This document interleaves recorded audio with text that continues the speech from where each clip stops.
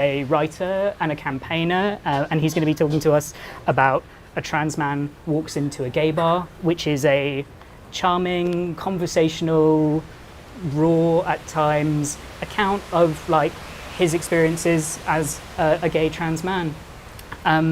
So yeah, please join me in welcoming Harry. Thank you. Yeah. Hi, Tammy. I think Harry's going to kick this off with a reading from the book. I am, yeah. So the bit I've chosen to read is from my first gay boy night out in the Royal Vauxhall Tavern in London. It was my first night out in the RVT as a gay boy, and I successfully pulled the hottest boy in there. I must have, it was the RVT's famous and long-established ducky night. I must admit it's rare for me just to cock eyes an attractive man in a club and get off with him there and then. I don't want to paint myself as someone who's confident enough to do this regularly. I think I just got lucky. There was a drag artist who's performing a set about Twiggy. I looked up at the stage, eyes glistening in my absolute element. A boy maybe 3 or 4 meters to my left was doing exactly the same thing. We'd been making eyes at each other all night between getting drinks at the bar, his a Camden Hells, mine a double gin and tonic. It's always a double.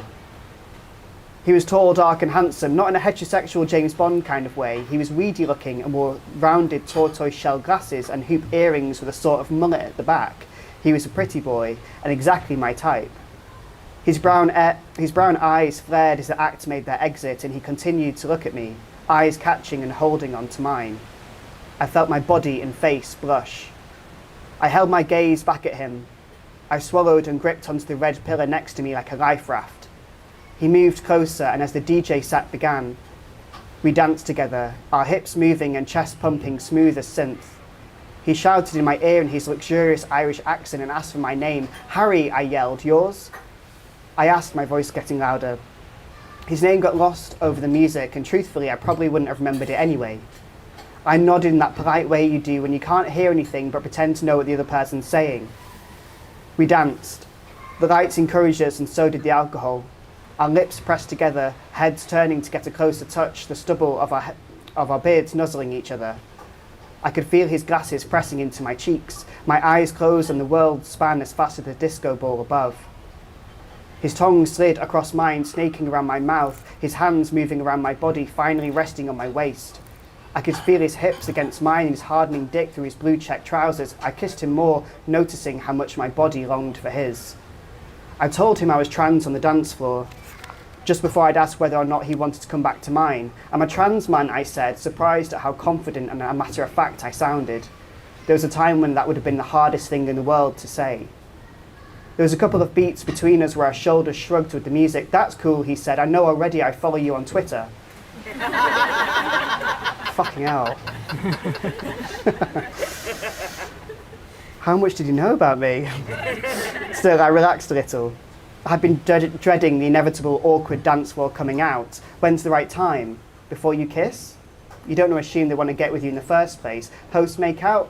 Well, that feels too late if you've already made moves. In the cab? That feels too dangerous. They're literally on the way to your house and there's no getting out on the Wembley bypass. Just before sex? Well, I didn't want to get myself in too much of a vulnerable position. It's not fair that we have to constantly out ourselves like this. I suppose cisgender people don't have to. It's that cis until proven otherwise thing again, isn't it? Cisgender is the expectation. Even queer and gay people who are educated and welcoming and knowledgeable about trans people still assume cis until proven otherwise. We live in a cis until outed world, unless they follow you on Twitter. It was a mixture of excitement and nervousness as we got the cab back to West London.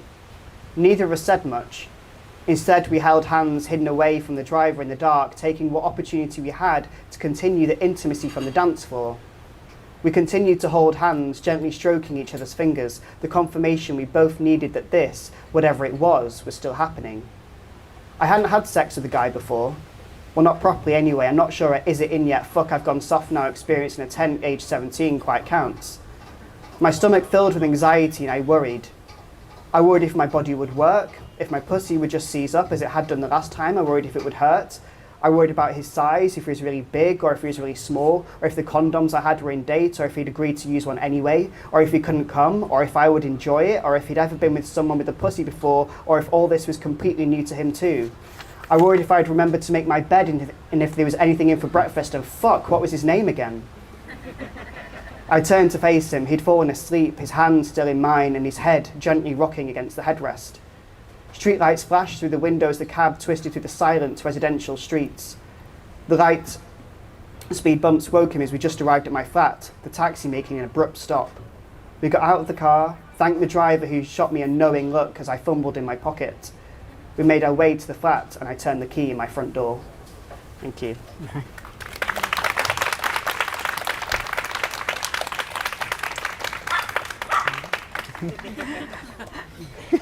I'm loving this doggy energy at the back.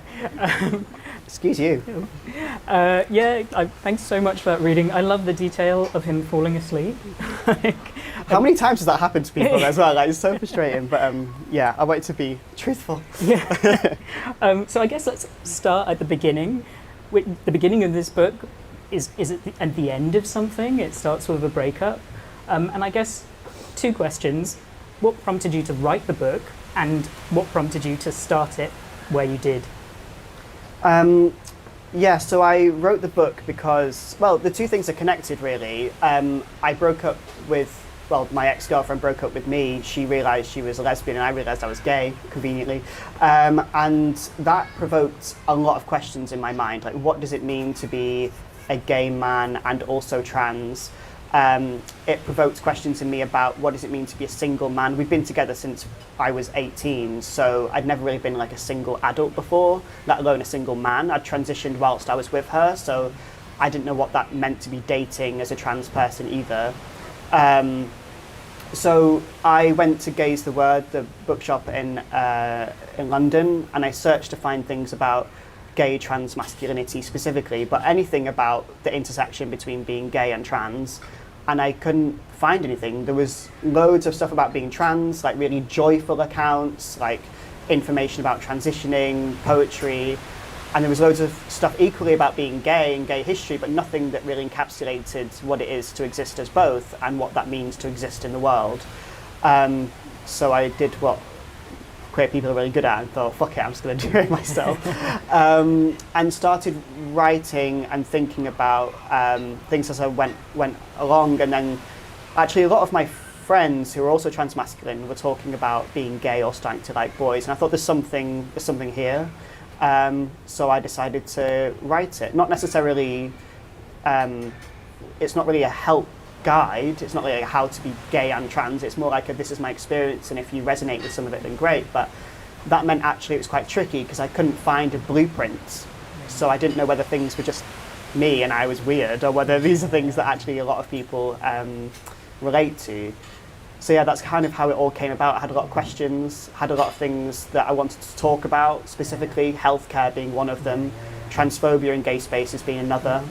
A lot of things that I was still really confused about and needed to figure out, but also a lot of joy in finding partners and having sex, and I want to talk about all of that.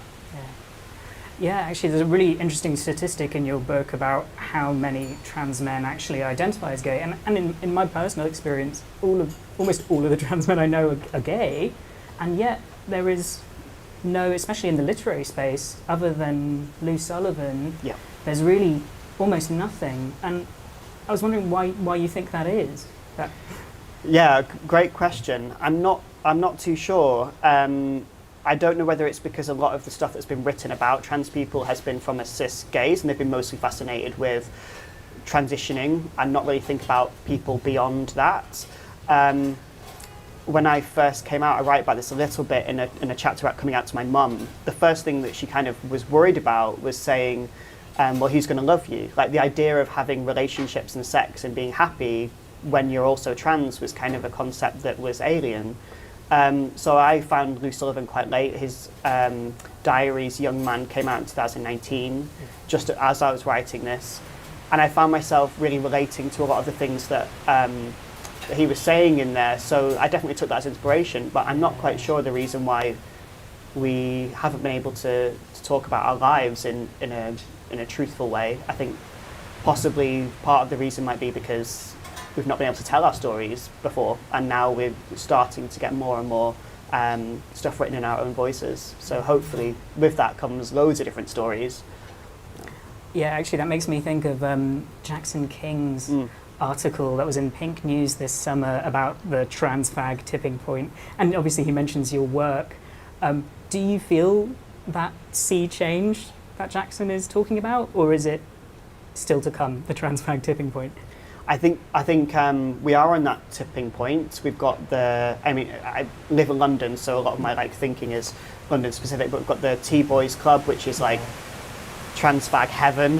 Like everyone's there to pull and looks really hot and having a great time with their friends. We've got he very kindly mentions my work. He's writing a lot on trans masculinity and like going cruising and all of that stuff, and he set up a transmasculine cruising WhatsApp group, which is so cool. Like we're finally able to talk about sex and like being able to have relationships and not just think about our transition. So I think that's awesome. I'd love to see more on it. I think in my opening remarks in the book, it's a call to arms for people to do whatever it is, but like more of it.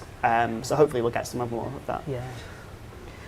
Yeah, I guess actually back to this idea of memoir, I think, the trans memoir as thing is a kind of a set container to a degree. There are certain narrative points that that are often hit within it, like when you first figured it out, going to the doctor for the first time. Yeah. And I think you resist that to a degree within your book. Like, what's your relationship to the trans memoir? Is it something you're working with, against, I don't know. I acknowledge that they're useful to a degree, but it was definitely an intention to resist that kind of traditional format, because I don't think it's something that was quite useful now. Like I watched all the YouTube videos when I was growing up, and they have all those like helpful things, and it's not really something that I wanted to do in that way.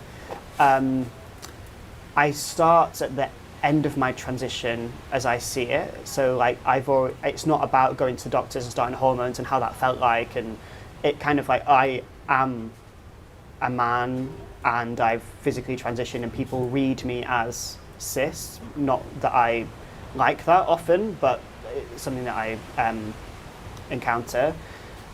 And so like, how do I navigate the world sort of past that? What's beyond the physical transition? What kind of questions still arise? And that's the stuff that I was interested in. Yeah, actually, thinking in passing, have you seen the Barbie movie? Yeah, I have, yeah. Sorry, I don't know why I'm asking. You know that moment when Ken goes to the real world and someone asks him for the time? And he's like, I'm being seen for the first time. Do you feel like there's something, I think maybe particularly in white transmasculinity, this moment where you start passing and men start treating you like incredibly for the first time, and you're like, oh, you can be nice. And that, in the case of Ken, obviously makes him become a patriarch, and actually how, there's something complex about passing for the first time. There are kind of like nice feelings, and these feelings of like, God, I don't want to be like this. Yeah, I think that's something that I wanted to touch on a little bit, and actually, it is very specific to like white transmasculinity. And I think there is also, I'd love to see like a transmasculine take on Barbie, because I think there's so many interesting points there. Because I think it is dangerous to like be like, oh, people see me, so I'm going to then join, patriarchal men in the way that they act, and sort of, and I'm going to use that to affirm my own masculinity. I specifically resisted that, and try and use my masculinity for good, whilst also acknowledging that it exists. I think being gay, and this is where I find the intersection interesting, it doesn't make you totally immune to like patriarchy in that way. So that kind of, you still have to exist in the world as other. But yeah, it was definitely a moment of recognition. I actually hated it. There's a little bit in the book I write about when I started like passing. I'm using that term because it's a term that we're all familiar with.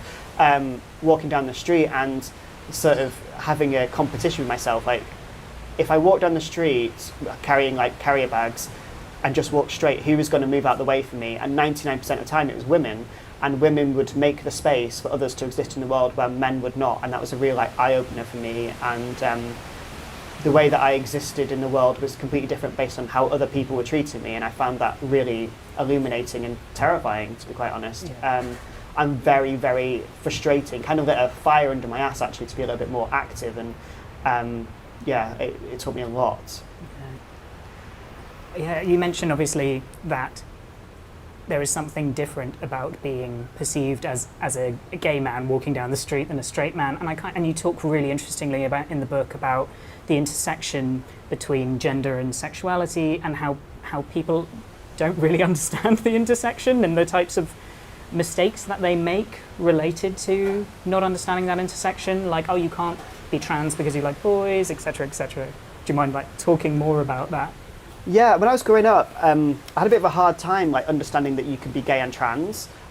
So I kind of like, well, my gender came first for me. I understood that my gender was male, and I was like, well, then I have to like girls because otherwise people won't see me as a boy, which now doesn't make any sense, but at the time I was like, well, that's what it has to be. And so later on I was like, oh, but I can be trans and also like boys, so that means I'm gay. But like those steps into thinking that that was possible felt a million miles away, and I think it's why books and other work about transmasculinity is really important, because it just felt so far in the future, like so impossible to be both of those things at the same time, that it was a real challenge. There's something else I was going to say, but I've forgotten now. I'll try and remember in a second. Okay.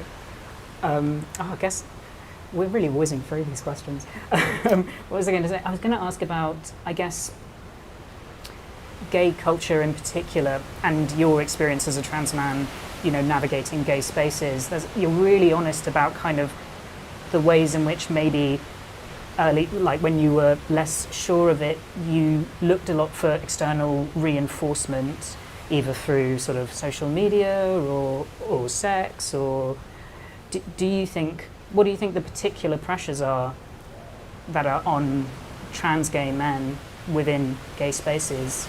I mean, I'm sure there are loads. There are loads, and I think, well, specifically for me, I find it really difficult to try and conform to like the ideal gay male, which is, if you Google, gay men, hot gay men, it'll always be like muscly, white, small waist, big chest, big ass kind of thing. And I don't look like that. Those are unrealistic expectations for me to reach. And so I still kind of really struggle with that. That's not the body that I have and I'm ever going to have. So I think there's a lot in terms of gay culture that's focused on body and body image. And gay men talk about this quite a lot in terms of like dysmorphia, but to be then trans on top of that, where everything's about having a dick or having a certain type of sex or having certain types of nights out, if you don't fit into that, can be really difficult. I remember trying on like a jockstrap for the first time, which I write about a little bit in the book, and kind of anticipating that I would feel a lack of bulge and that being really difficult.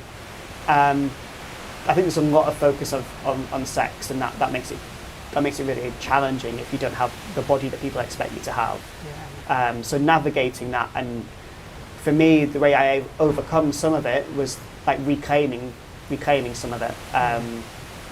And there's loads of amazing like transmasculine gay porn stars now as well, which have all shapes, sizes, genders, race, and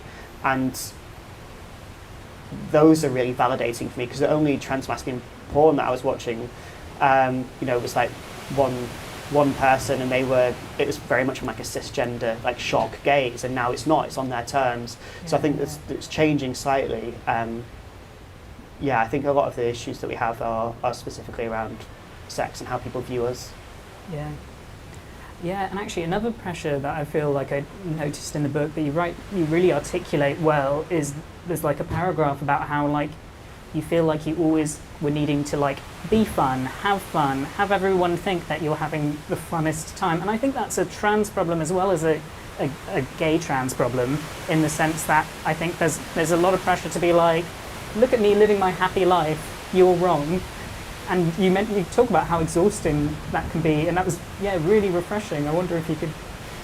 Yeah, I think I see a lot of books that are like trans joy and lots of hashtags that are like and those things are really important and really valid. And actually, I think I've tried to do a decent job at balancing the hard with the joyful. There are so many joyful moments, but it doesn't mean that it's all that.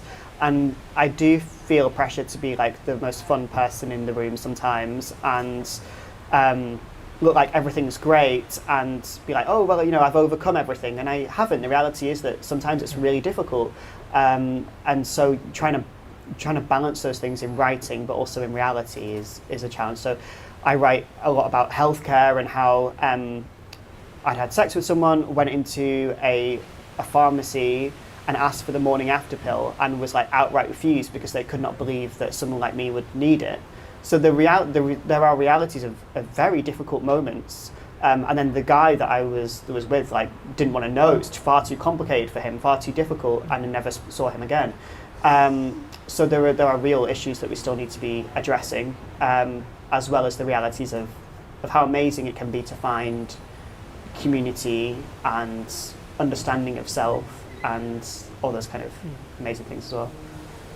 Yeah, no, and you talk beautifully about community, and I really loved the part about the Hampstead ponds, and I wonder if you could talk more about sort of finding yourself through swimming, I guess. Yeah, I think a lot of people really like the ponds bit, because swimming is one of those things specifically that trans people, I think, feel like is taken away from them. Swimming more than, I think, many other sports, unless you're specifically like into one particular type of sport. Yeah.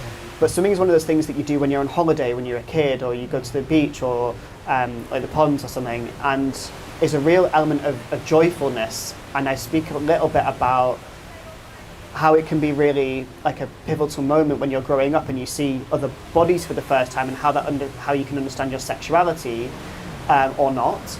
And I think swimming is one of those areas that I really sought to reclaim. Like, I wanted to go into a male-specific changing room.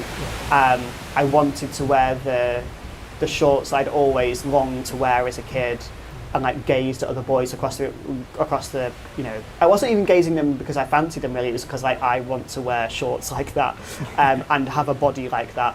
And so it was really important for me to try and reclaim those spaces, but also not try and pretend to be something I wasn't, and have scars on show.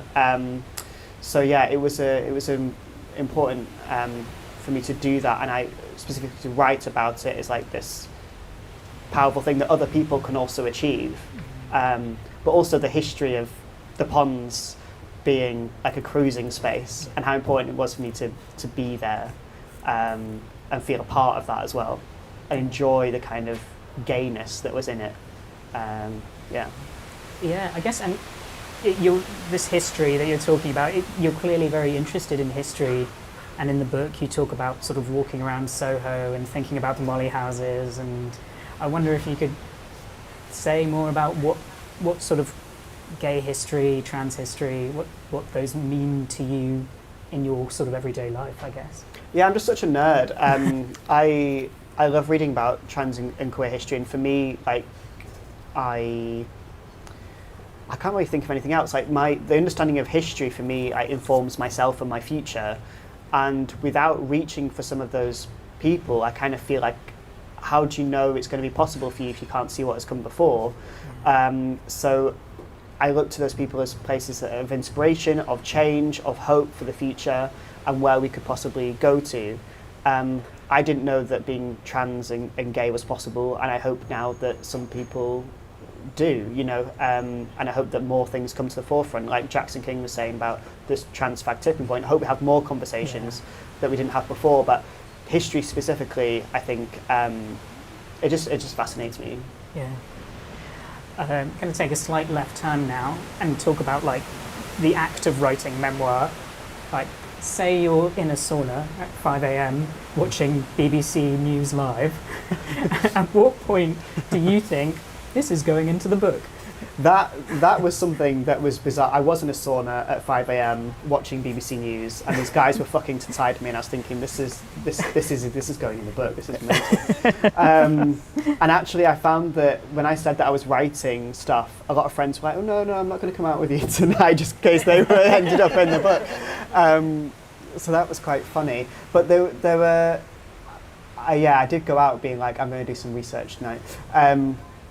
But there are moments as well that I wrote about and then had to delete, like that I thought would be really important for the book, but took out because of getting right and speaking to people and them feeling comfortable in the book. I think that's something that's not talked about, like non-fiction and memoir specifically, is how much you have to, like, a lot of the work was about actually getting permissions from other people. So I have to seek permission from my partner and my ex-partner and people I was on nights out with, people on Grindr. Like, that takes a lot of work, and also a lot of people aren't comfortable with that. So it has to be sanitized to some degree.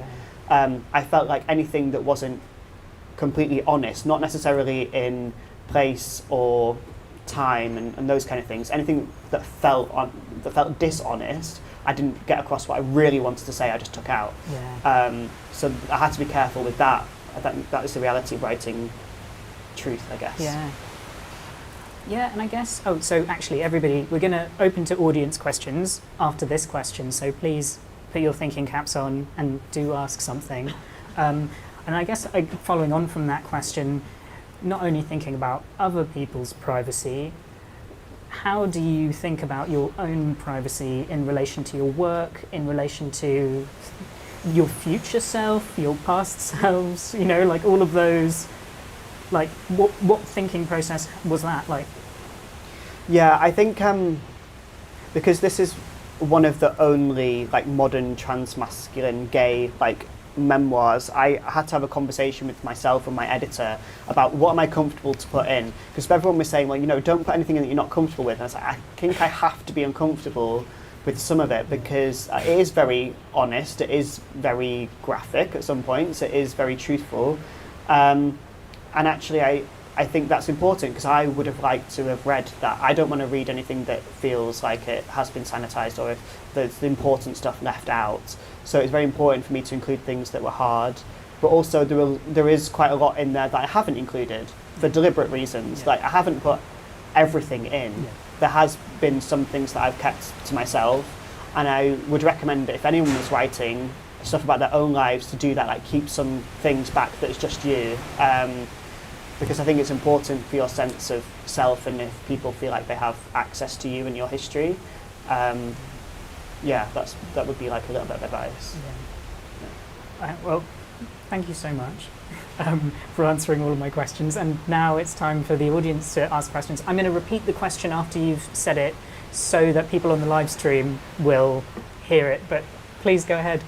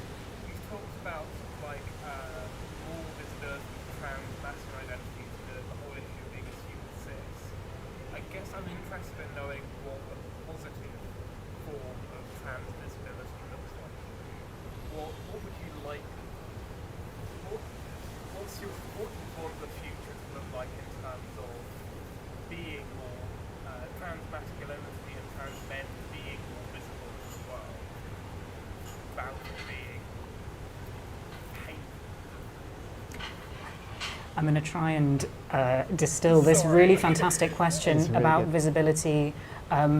This person in the audience has said that obviously what does non-binary visibility look like? That sometimes being visible as the scary version of a trans person is a completely different experience to that which we're talking about passing. So what does a positive visibility look like for trans men? Is that, yeah, sorry, I kind of butchered it, but That's a really good question. It was a great question.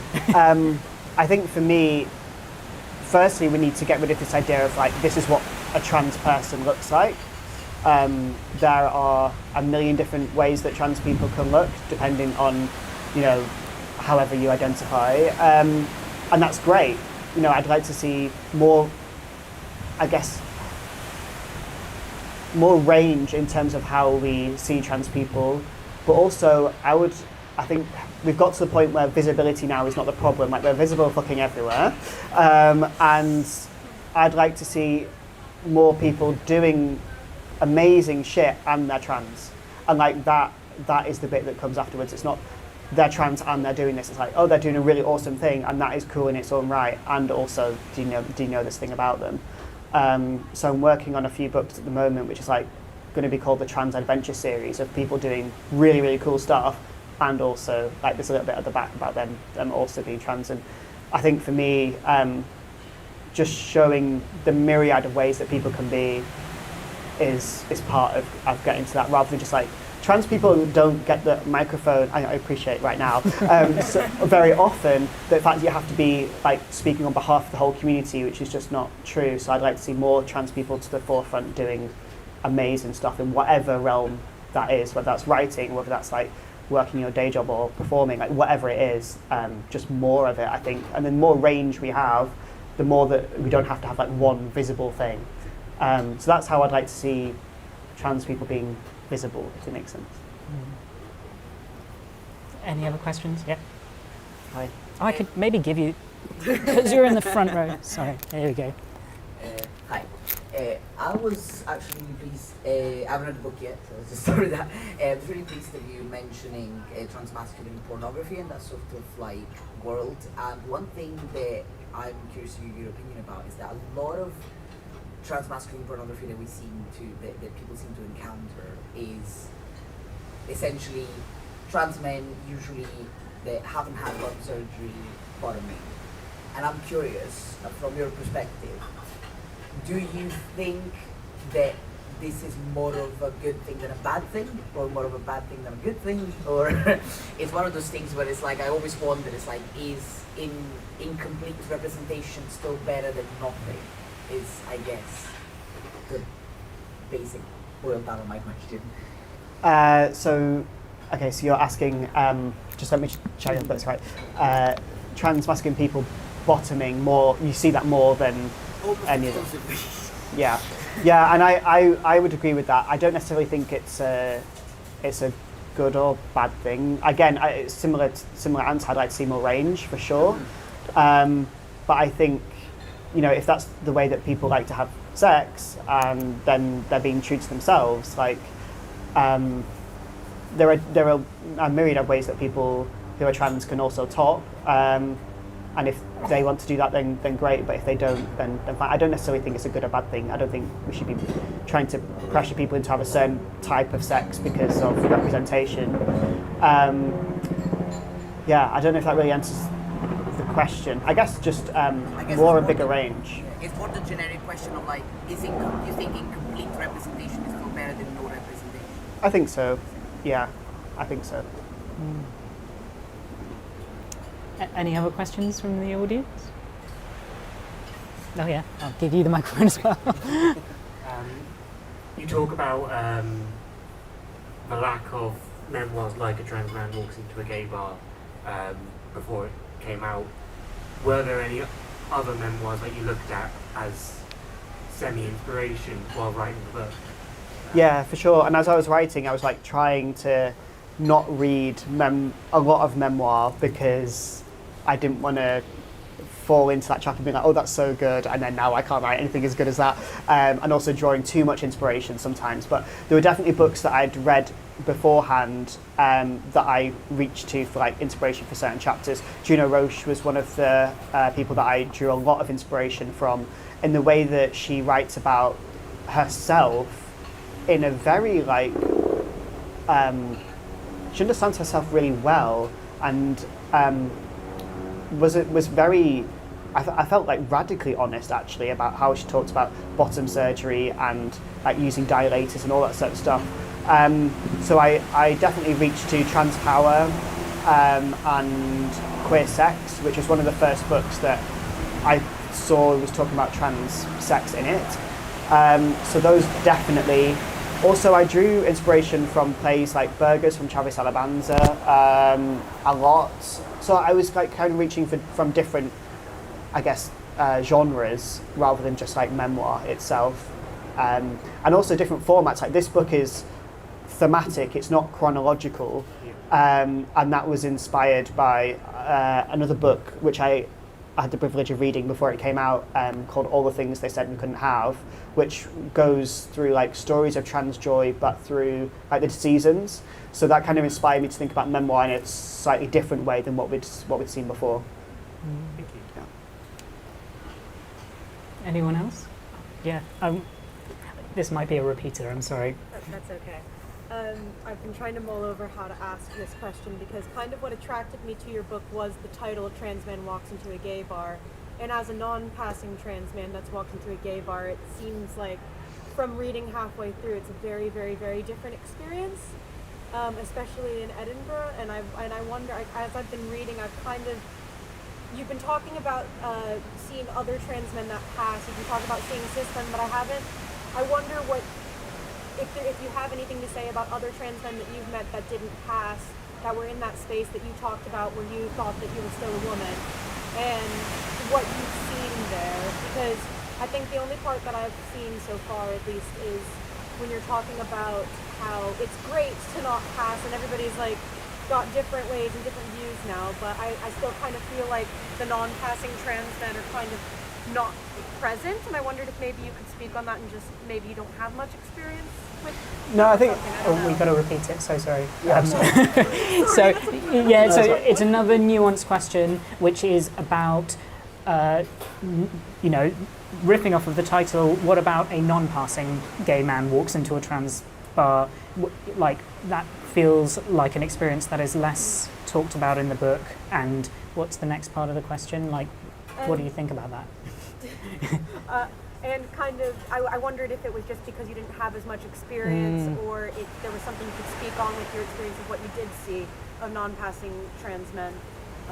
Because you talked about the feminine invisibility when you didn't pass, and I just was wondering if you had your thoughts. Yeah, and this is also about the invisibility of people who are misread in gay spaces, and if you have any experience of that, or if any people that you know have experiences of that.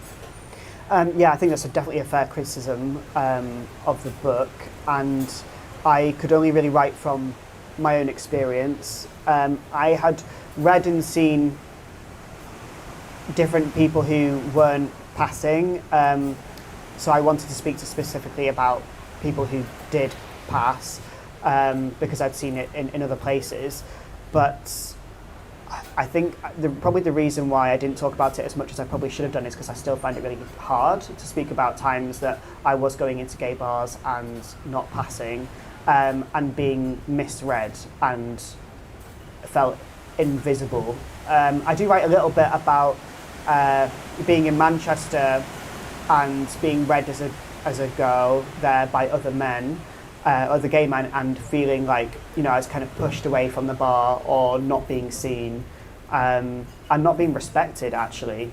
And then also going back to that place 4 years later, completely having a different experience where people would come up to me, would offer me respect. And I think that that was something that I felt really confronting, and something that I still really feel angry and struggle with. So that's probably why I chose not to include some of that stuff, because some of it's still a little bit raw, I think. Yeah. Yeah, this is the Ken thing I'm talking about. Yeah. Ken in the real world sees men high-fiving, and they come and high-five him. And before that, not to really do that reading of Barbie to death. I apologise. Yeah, I can only really speak to my experience now, and I acknowledge I do pass, and so I can only really speak to like my own experience. But I would love to read some other writing of people that don't, and I really would encourage that. And it would probably do a better job than I would as well, like talking about other people's experiences. So I would want to hear from people like yourself or whoever to do some more. Yeah, thank you so much for that question. Any more questions?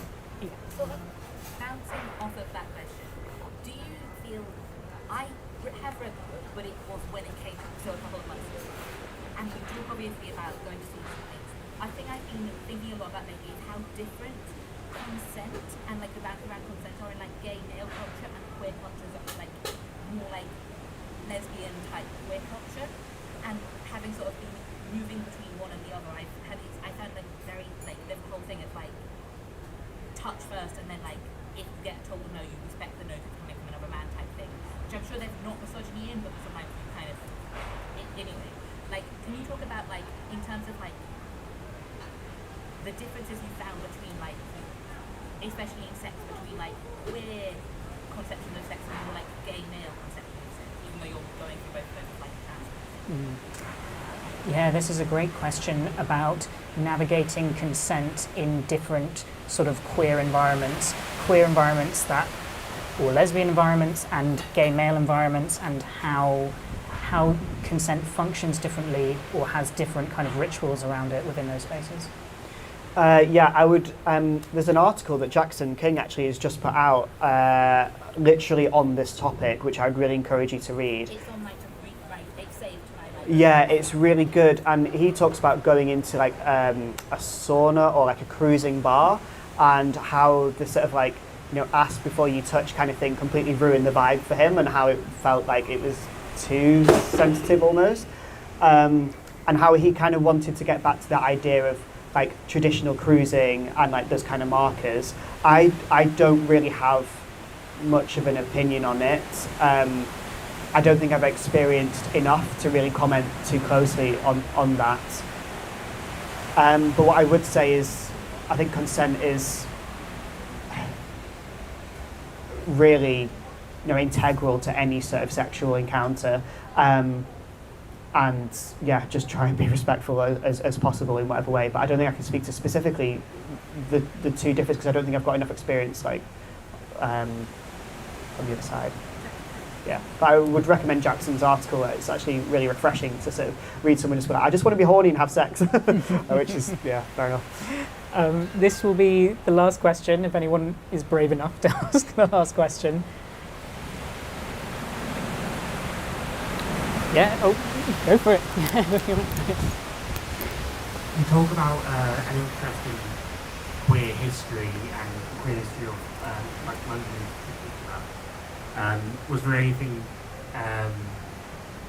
was there any resources that you found particularly useful in like research about this? Yeah, there's quite a few books. Gay Bar specifically, the Jeremy Antonin book was really good. But mostly like my knowledge of queerness comes a lot from queer art. And like I talk about Duncan Grant's erotic drawings and that kind of thing. So mostly it's been about like going to galleries and reading kind of about that, and then almost like all of the artists that I like, I find out they're queer or gay later, and I'm like, of course. So mostly it was kind of archives and photographs. I love going to the Bishopsgate Institute in London and just digging through archives. Steph, who's like does all the curation there, I'm just kind of like, what have you got in that's new that I can like dig through? A lot of it was like magazines and stuff, specifically from the 80s, that I just loved. Sort of like, even if it wasn't relevant, I just kind of had the best day, like looking through them all. So yeah, it wasn't one specific book or one specific place. I kind of drew through all of these things at different times, but definitely like archival material for sure. And like, yeah, Bishopsgate was a great place for that. Thank you. Okay, well that's all we have time for today. Thank you so much for your great questions, and thank you, Harry, for Thank you very much. Yeah. Thank you.